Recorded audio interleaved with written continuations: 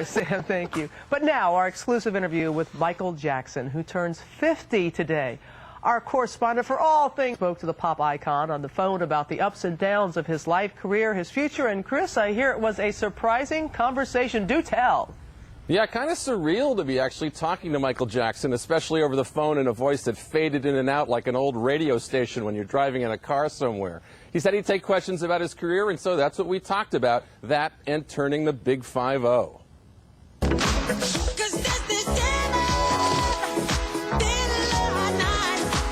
Still one of the biggest stars in the world and one of the most private. On the eve of his 50th birthday, Michael Jackson gave us a rare interview. How do you plan to celebrate your 50th birthday? Oh, I'll just have some cake with my children and just probably watch some cartoons. Facing a personal milestone that finds many people looking back, Jackson is focused on the future, which he thinks is brighter than ever. As you look back on your career, Michael, what would you have done differently? Still looking forward to doing a lot of great things, but that's hard. I think the best is yet to come, in my true humble opinion. Well, that would take some doing. Consider the electrifying start of his career in 1969 as the 11-year-old frontman for the Jackson 5, serving up the catchiest tunes in Motown history, with singing and dancing skills that seemed almost unearthly. Who did you start listening to get your kind of singing style? James Brown. Some 4 decades later, seems his tastes haven't changed that much. I'm just watching a little, James Brown show right now. Is that right? I love James Brown, yes. As successful as he was with his brothers in the Jackson 5, Michael's career and his subsequent celebrity exploded when he went solo, leading to, he says, the best days of his life. As you look back on 50 years in your career, at what point in your career do you think you were the happiest? Recording of the Thriller and the Off the Wall, that meant very much to me, and seeing it received so beautifully by the public and the world, I enjoyed it very much. While Off the Wall was a huge debut, Thriller would become the biggest success in music business history and redefine the landscape of pop. It sold, by some estimates, as many as 100 million copies worldwide. It was like every household in America, maybe every household worldwide, had to have a copy of Thriller. Kids wanted to dress like him, dance like him, be him. Thriller spawned mega hits like Billie Jean and Beat It, with videos that at MTV and elsewhere kicked down the doors separating black and white artists. By the mid-'80s, Jackson was every inch the Thriller, his every appearance setting off a frenzy of fan adulation, his every performance a jaw-dropping marvel, like when he first busted out the moonwalk. And he might as well have walked out and flown off the stage, because it truly, it's one of those things that isn't hyped up. Even when you watch it now, it's just astonishing. It's one of the greatest televised performances of all time by anyone.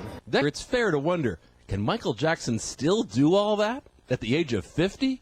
Oh, yes, he can, he says. Yes, because I'm expanding a lot of the avenues. People see some of the things I do, and they say, why don't you show this to the world? People don't know you do these things, and maybe I will.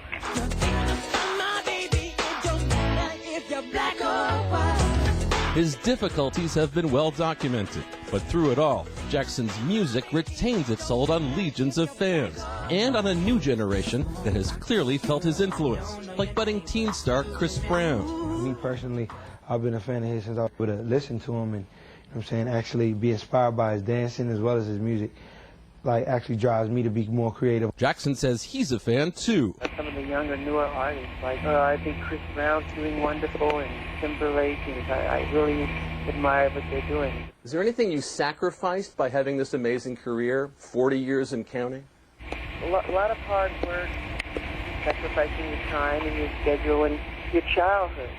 It's giving up your life for the medium. Jackson says he wants to give his kids the kind of childhood he never had. Would you like them to have the same kind of upbringing you did in terms of getting into at an early age? Or do you want to say to them, whoa, take a moment, enjoy your childhood? I'm letting them enjoy their childhood as much as possible. I will let them go to the arcade, get out and see and go to the movie things. So I think that comes naturally. Get to do the things I didn't get to do. Lots you do for your kids to be able to do the kinds that you weren't able to do, huh? Yeah, I get pretty emotional when I have a wonderful time, or they're on a ride and they're happy and they're running, and it makes me emotional. Still, Jackson remains the most elusive pop star of his time. Elusive enough to have avoided the one organization that seems to track down everyone his age.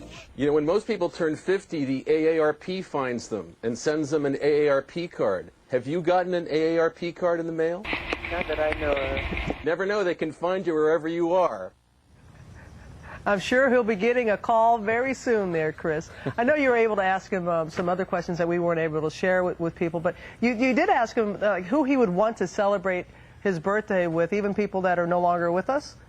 Yeah, we asked sort of if you could have anybody here to share this milestone who was not around anymore, who would they be? And he listed 3 names. Fred Brown, 3 huge influences on his life, obviously. Yeah, I knew James Brown was going to be on that list. Hey, Chris, Absolutely. Thanks a lot.